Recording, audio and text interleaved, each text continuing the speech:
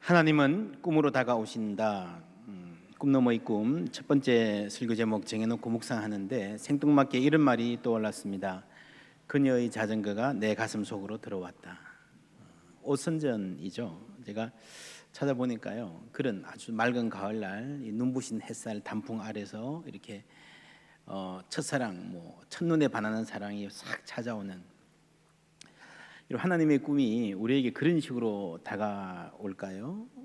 그럴 수도 있겠지만 좀 다른 식인 경우가 많습니다. 예를 들면 이런 경우, 바람이 몹시 불던 어느 날 내 속에 모래 한 알이 들어왔습니다. 소스라치게 놀랐습니다. 너무 날카롭고 까칠했기 때문입니다. 파도를 무척 좋아했습니다. 물길이 칠 때마다 시원하기도 하고 간지럽기도 한 그 기분을 참 좋아했습니다. 그러나 이제 파도가 무섭습니다. 파도가 내 몸을 흔들 때마다 녀석이 날쌘 칼처럼 나를 찔렀기 때문입니다. 고요한 바다의 밤이 좋았습니다. 그러나 더 이상 아닙니다. 모두가 잠든 밤 혼자 알아야 하는 시간이 너무 힘겨웠습니다. 파도가 싫어지고 밤도 무서워지고 모든 게 낯설어지고 친구들이 멀게 느껴지기도 했습니다. 울고 또 울었습니다. 그러는 사이 녀석에게 좀 적응했는지 내 눈물이 갑옷이 되어 녀석을 감쌌는지 조금씩 울음이 잦아들었습니다. 가끔 울긴 했지만 어깨가 흔들릴 정도는 아니었습니다. 햇살 밝은 어느 날 내 몸이 열리고 사람들이 둘러서서 환한 표정으로 바라봅니다. 이렇게 멋진 진주는 처음 봐. 해변의 햇살, 금빛 모래의 반짝임, 동그래진 아이들의 눈, 모두가 아름다운 날입니다. 파도 소리도 다시 기분 좋게 속삭입니다. 꿈은 이렇게 아프게 혹은 당황스럽게 찾아올 수도 있습니다.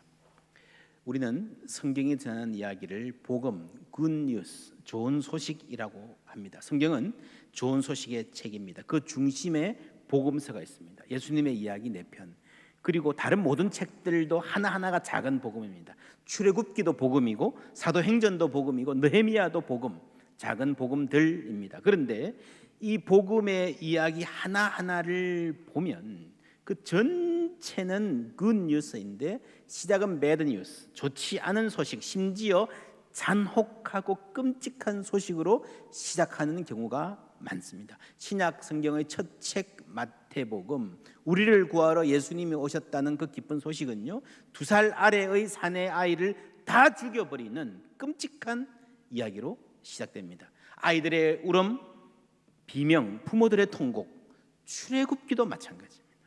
오늘 우리가 읽은 성경 느헤미야 역시 배드뉴스, 슬픈 소식으로 시작합니다. 1장 1절에서 3절까지 다시 함께 읽으시겠습니다. 하가라의 아들 느헤미야의 말이라. 아닥사스다 왕 제20년 기슬루월에 내가 수상궁에 있는데 내 형제들 가운데 하나인 하나니가 두어 사람과 함께 유다에서 내게 이르렀기로 내가 그 사로잡힘을 면하고 남아있는 유다와 예루살렘 사람들의 형편을 물은즉 그들이 내게 이르되 사로잡힘을 면하고 남아있는 자들이 그 지방 거기에서 큰 환난을 당하고 능욕을 받으며 예루살렘 성은 허물어지고 성문들은 불탔다 하는지라. 당혹스러운 슬픈 소식입니다. 느헤미야는 페르시아라는 나라 최고위 관료로 왕의 녹을 먹고 있습니다. 그러나 마음은 늘 고국에 가 있습니다. 포로 생활을 마치고 귀환하여서 황무지에 가서 나라를 재건하는 동포들 생각을 잊은 적이 없습니다. 늘 그리워하고 매일 기도하고 있는데 고향에서 소식이 들려옵니다. 성을 쌓으면서 어떻게 살아보려고 애쓰는데 적들이 쳐들어와서 그 쌓아놓은 성 다 무너뜨리고요, 성문은 불타고 그랬다는 겁니다. 여러분, 이 옛날 시절에 성이 없다는 거는요, 우리가 이 지붕 없는 집에 사는 거나 벽 없는 집에 사는 거나 마찬가지입니다. 태풍이 불면 어떡하겠습니까? 농사 아무리 열심히 지어도요, 누가 와가지고 그냥 뺏어가면 그만이에요. 지킬 수가 없어요. 삶을 계획할 수 없습니다. 모든 것을 잃은 것 같습니다. 그러나 판단은 아직 이릅니다. 이게 느헤미야 1장이잖아요. 그 다음에 무슨 이야기가 있을지. 여러분, 투수가 1회에 홈런 맞았다고 경기 끝난 것이 아니고요, 우리가 인생에 몇 번 실패했다고 인생 끝난 것이 아니기 때문입니다. 그 다음에 무슨 일이 일어나는가? 이 끔찍한 소식인데 이걸 듣고 느헤미야가 어떻게 반응하는가에 그 다음 이야기가 달려 있습니다. 제가 자주 하는 말입니다. My life is not what happened to me. It's what I do with what happened to me. 내 인생은 나에게 일어난 일이 아닙니다. 내가 그 일에 어떻게 반응했는지가 내 인생을 만듭니다. 제가 목회하면서 이렇게 젊은이들 만나서 혹은 어르신들도 마찬가지입니다. 이렇게 인생 이야기 하면요, 젊은이들 이렇게 이야기한 경우가 많습니다. 제가 중3 때요, 우리 아버지 사업이 망했어요. 어릴 때 어머님이 돌아가셨어요. 언제 이사를 갔는데 아주 나쁜 친구들이 많았어요. 내가 열심히 공부해서 대학 졸업했는데 마침 IMF로 나라 경제가 참 어려워졌어요. 제가 그럽니다. 그거는 네 인생이 아니야. 네 인생에 일어난 일일 뿐이야. 그런 일이 일어났는데 네가 어떻게 했는가, 그게 네 인생이야. 어릴 때 어머님이 돌아가셔도요, 사람은 다르게 살 수 있습니다.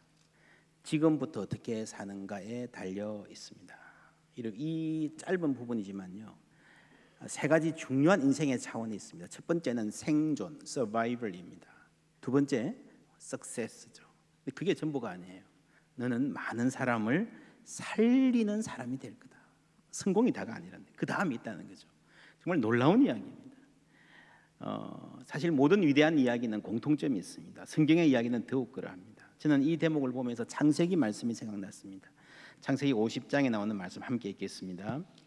요셉이 그들에게 이르되 두려워하지 마소서. 내가 하나님을 대신하리이까. 당신들은 나를 헤아려였으나 하나님은 그것을 손으로 바꾸사 오늘과 같이 많은 백성의 생명을 구원하게 하시려 하셨나니.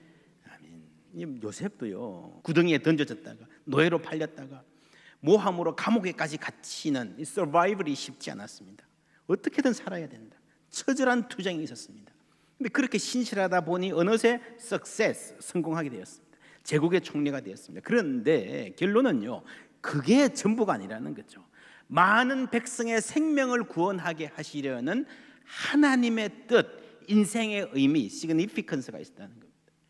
지난 금요일 날 밤에 우리 뮤지컬 서서평 정말 깊은 감동, 격한 도전이 있었습니다. 수고해 주신 분들께 감사드립니다. 이 선교사님의 좌우명이 Not success, but service. 성공이 아니라 섬김입니다. 그랬죠. 어떻게 해석해야 할까요? 성공하기 위해 하는 노력은 다 헛된 거고 잘못된 거다, 탐욕이다. 아닙니다. 요셉도 다니엘도 느헤미야도 성공했습니다. 여러분, 괜찮습니다. 성공을 추구하는 것. 이들도 노력이 있었을 것입니다. 그러나 그것이 인생의 최종 목표가 아니었다는 겁니다. 절대 가치가 아니었다는 겁니다. 그것을 넘어서는 삶의 의미, 그게 꿈 너머의 꿈입니다. 여러분, 세상에서 가장 힘든 게임이 어떤 게임인지 아십니까? 서바이벌 게임입니다. 서바이벌, 살아남기 위해서 발버둥 치는 삶은요, 정말 힘들고 고달픈 삶입니다. 1장 3절 다시 읽어보면요, 그들이 내게 이르되 사로잡힘을 면하고 남아있는 자들이, 어떤 성경은 The Jews that survived, 겨우 목숨을 연명하고 부지한 사람들이 그 지방 거기에서 큰 환난을 당하고 능욕을 받으며 성은 허물어지고 성무들은 불탔다. 여러분, 이 구사일생으로 서바이벌 한 사람들, 그 고생이 여러분 눈에 선하지 않습니까? 이 사람들이 이제 2장에서부터 3장 이어지면서 진행될 느헤미야 이야기의 주인공인들입니다. 여러분, 그 고생 여러분 상상이 가죠. 오늘도 많은 사람들이 이 생존 경쟁에서 도태되지 않기 위해서, 먹고 살기 위해서, 침몰하지 않기 위해서 눈물겹게 노력합니다. 취업의 문을 두드리는 우리 젊은이들의 삶도 서바이벌의 차원입니다. 그런데 대부분 생각이 그래요.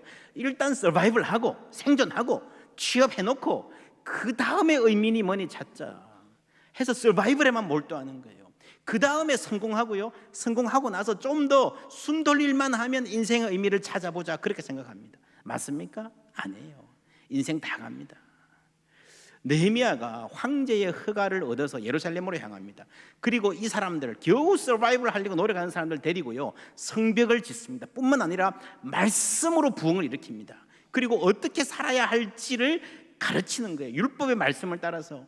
그 이전에는 서로 이용하고 땅을 빼앗고 하는 그런 착취하며 살았는데 모세의 율법에 명한 대로 반듯한 사회, 세상의 빛이 되라는 그 소명을 품고 따뜻한 공동체를 만들자고 호소합니다. 서바이벌 하기도 힘든 사람들에게요, 이것뿐만 아니라 의미 있는 삶을 가르치는 거예요. 그렇게 한 결과 느헤미야의 공동체는 우뚝 서게 되었습니다. 할렐루야. 여러분, 인생이 왜 힘듭니까? 먹고 사는 것 자체가 힘들죠. 맞습니다. 그러나 먹고 사는 것 자체가 인생의 목표가 되면요, 내 마음이 전부 거기 가 있으면요, 인생은 더 힘들어집니다. 생존이 목적인 인생, 서바이벌 게임은요, 참으로 힘듭니다. 성공이 인생의 목적이면 허무합니다. 아무리 성공해도 허무하게 되어 있습니다. 인생은 의미가 있어야 됩니다. 꿀벌이 이곳에서 저곳으로 다닙니다. 왜 다니죠? 배가 고파서. 그죠? 먹어야 사니까 서바이벌 하려고 자기 배를 채우려고 다니는 거예요. 그런데 이 벌이 다닐 때요, 그 몸에 꽃 가루가 묻어가지고 이 꽃 저꽃으로 옮겨지면서 수정과 번식이 일어나잖아요. 그래서 이 지구가 생명체가 유지가 되잖아요. 여러분, 얼마나 놀랍습니까? 벌들이요, 배부르다고 아무 일도 안 하면요, 이 지구가 황폐화됩니다. 우리도 다 살 수가 없습니다. 그러니까 이 벌들이 다니는 이 일이 이 생태계 전체를 위해서 얼마나 중요한 일인지 모릅니다. 그런데 벌은 그런 중요한 사명을 가지고 있다는 것을 알까요, 모를까요? 모르죠. 인간은 다릅니다. 우리는 그 의미를 알고 살아갈 수 있다는 게 인간의 특권이에요. 여러분, 우리가 벌이 하는 일에 벌의 삶의 중요성을 어떻게 알 수 있습니까? 꿀벌 한 마리 잡아가지고 들여다보고 관찰하고 해부하고 분해해서 알 수 있을까요? 아닙니다. 절대로 모릅니다. 큰 그림을 봐야 됩니다. 꿀벌이 이 꽃 저 꽃 날아다니는 그 풀밭, 그리고 이 세계 전체 생태계를 보면 꿀벌의 의미를 알 수 있습니다. 그리고 오늘 이 꿀벌이 날아다니는데 이 행동이 내년에 어떤 결과를 가져오는가 긴 시간 속에서 보면 알 수 있습니다. 그러니까 여러분, 이 삶의 significance를, 의의를 알려면요, 큰 그림을 봐야 된다는 거죠. 이 강대상도, 이 마이크도, 이 볼펜도 다 의미가 있습니다. 그렇잖아요. 볼펜의 의미, 여러분 어떻게 알 수 있습니까? 이 볼펜을 풀어서 들고 해부해서 알 수 있습니까? 아니요. 그건 단순한 기능일 뿐이에요. 분석해서 알 수 있는 것은 기능일 뿐입니다. 이게 significance를 중요성이라고 하는데 importance하고 좀 다릅니다. 이게 자체는 2,000원짜리 볼펜이네, 그럴 수 있습니다. 그런데 이 significance, 의의라는 말은요, 이게 어떤 맥락에서 쓰여지는가를 말하는 겁니다. 이 볼펜을 갖고요, 앉아서 낙서하는 데 쓸 수 있죠. 그렇지 않습니까? 쓸 때는 낙서할 수 있습니다. 공부하는 데도 쓸 수 있습니다. 시험 보는 데도 쓸 수 있습니다. 인생을 좌우하는 중요한 시험 볼 때 쓴다면요, 얼마나 소중한 볼펜입니까? 대통령이 나라의 명운을 건 협정을 사인하는 데 쓸 수도 있어요. 그렇죠? 오빠 사랑해, 러브레라. 그죠? 시인이 시를 쓰는 데 쓸 수 있고요, 목회자가 설교를 쓸 때도 사용될 수 있습니다. 그러니까 이 볼펜의 의미는요, 어떤 맥락에서 어떻게 쓰여지는가 큰 그림을 봐야 알 수가 있다는 겁니다. 전도서 3장 11절 말씀 다 같이 읽습니다. 하나님이 모든 것을 지으시되 때를 따라 아름답게 하셨고 또 사람들에게는 영혼을 사모하는 마음을 주셨느니라. 아멘. 우리는 하나님이 지으셨습니다. 믿습니까? 나는 하나님이 지으셨습니다. 그리고 하나님께서요, 우리 모든 사람에게 뭘 주셨는가 하면요, 영혼을 사모하는 마음을 주셨습니다. 모든 인간이 다 가지고 있어요. 모른 체 하지만, 덮어놓고 살지만, 서바이벌 하느라고 밀어놓고 살지만요, 누구나 다 영혼에 대한 마음을 갖고 있어요. 그래서 여러분, 예수 평생 안 믿다가요, 죽음이 다가오면 나 예수 믿어야 되는 거 아니야? 고민하는 사람들 많잖아요. 왜 그런가 하면요, 누가 말해서이기도 하지만 그 마음 가운데에 이 인생에 이게 끝이 아니라 그 이상 영원히 있을 것이라는 것을, 그 마음을 하나님이 우리 마음 가운데 창조하면서 미리 심어 놓은 거예요. 그래서 여러분, 사람은요, 단순히 영원히 살고 싶다 이게 아니라 영원한 시간이 있기 때문에 오늘 나의 삶을 어떻게 살 것인가, 영원한 의미가 있어야, 그래야 삶이 재미가 나는, 삶이 여러분 그래야 살 맛이 나게 되어 있습니다. 얼마 지나가서 다 사라져 버릴 것 가지고요 인생이 결코 의미가 있어질 수 없습니다. 여러분이 누가 땅을 줬어요. 집이 조그만 게 하나 있습니다. 살아라 그래요. 얼마나요? 한 6개월 살다가 그럼 어떻게 살겠습니까? 대충 살겠죠. 평생 살아라 그러면, 거기서 자자손손 살아라 그러면 힘을 내서 꾸밀 거 아닙니까? 여러분, 잠시 사는 거하고요 오래 영원히 사는 거는 삶의 자세가 다를 수밖에 없어요.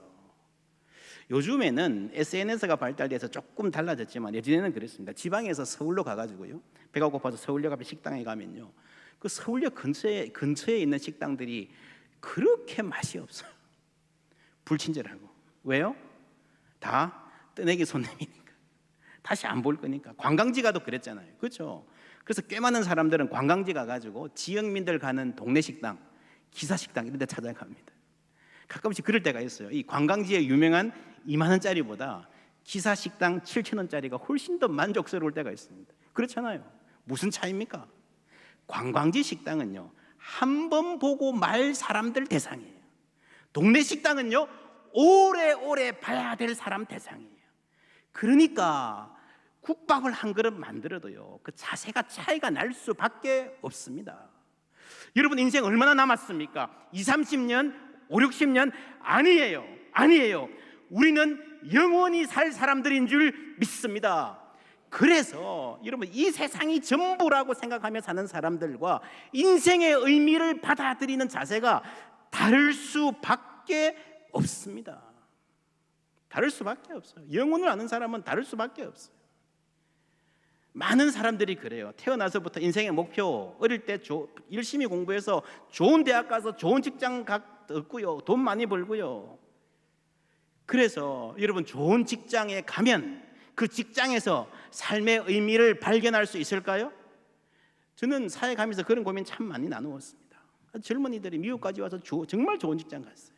근데 그런 말 합니다. 목사님, 저 열심히 해서 여기까지 왔는데 여기서 삶의 의미를 발견할 수 없어요. 그럽니다. 제가 뭐라 그런지 아십니까? 당연하지. 왜 당연한가 하면요, 여러분, 포스코 직원이십니까? 포스코에서 내 인생의 의미를 발견할 수 있습니까? 삼성 직원, 시청 공무원이십니까? 삼성에서, 시청에서 내 인생의 의미를 발견할 수 있습니까? 아니요, 없습니다. 결코 발견할 수 없습니다. 왜냐하면 나는 삼성을 위하여 창조되지 않았기 때문입니다. 포스코가 좋은 직장이지만, 시청에서 하는 일에 보람된 일이 많겠지만, 분명한 것은 내가 포스코를 위하여 창조되지 않았고 포항시청을 위하여 이 땅에 태어나지 않았다는 것입니다. 떡볶이집 사장은 떡볶이를 위해서 창조된 게 아니잖아요. 느헤미야는 페르시아 왕의 신하가 되어서 그 녹을 먹고 살지만, 모두가 부러워하는 성공의 가도를 달리지만 그 페르시아 왕을 위하여 창조되지는 않았습니다. 여호와 하나님의 영광을 위하여 창조된 줄 믿습니다. 그래서 그 인생의 의미는요, 하나님께 물어야 됩니다. You cannot find the meaning of your life at your workplace. You should bring one there. 직장 생활 열심히 의미 있게 해야 되는데요, 인생의 의미를 직장에서 발견할 수 없습니다. 인생의 의미를 가지고 직장에 가야 됩니다. bring 해야 된다는 겁니다. 이 의미를 발견하기 위해서 우리가 지금 40일 캠페인 시작합니다. 여러분, 지금까지 한 번도 이런 생각, 이런 고민 안 해본 분은 없을 것입니다. 우리가 부분적으로 이게 아닐까 하는 생각들이 다 있을 거예요.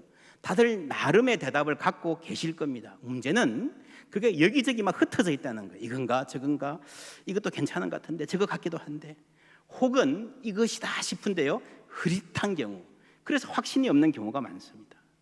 이 40일 동안의 그 그림이 또렷해지기를 원합니다. 주님께서 확신 주시기를 원합니다. 어쨌거나 우리에게 중요한 것은요, 하나님이 우리를 통해서 일하신다는 겁니다.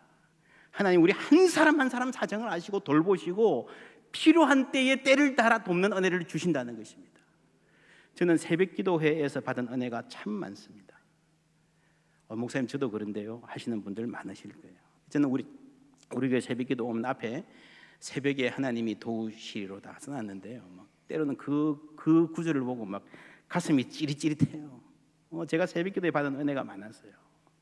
인생의 사명은 그렇게 발견되는 겁니다. 스티브 잡스 아시죠? 애플 컴퓨터. 이분이 대학을 졸업 못했어요. 양 부모 밑에서 대학을 갔는데 부모가 너무 가난해가지고요. 내가 대학 다니면 우리 부모 완전히 거들나겠다. 그래서 본인 스스로 그만뒀습니다. 그만두고 나서 그래도 공부하고 싶으니까 청강을 몇 과목 했습니다. 그때 청강 한 과목 중에서 캘리그라피, 이 영어의 글씨체, 판트를 강의하는 강의가 있었대요. 그때 이 청년이 완전히 그 영어 글씨체의 아름다움에 매료되었습니다. 그 생각을 갖고 있다가 나중에 애플 컴퓨터 만들고 아이폰 만들 때요, 이게 접목이 되는 거예요. 이 컴퓨터에 있는 영어 판트가 왜 이렇게 촌스러워야 될까 하는 생각이 들더래요. 우리 인생은요, 붓을 들고 내 마음대로 그리는 그림이 아닙니다. 이미 하나님이 나를 인도하신 게 있고요, 이미 나에게 주어진 게 있습니다. 비유하자면 이미 내 앞에 놓여 있는 퍼즐 조각들을 맞추는 것하고 비슷합니다. 이게 무슨 소용이 있을까?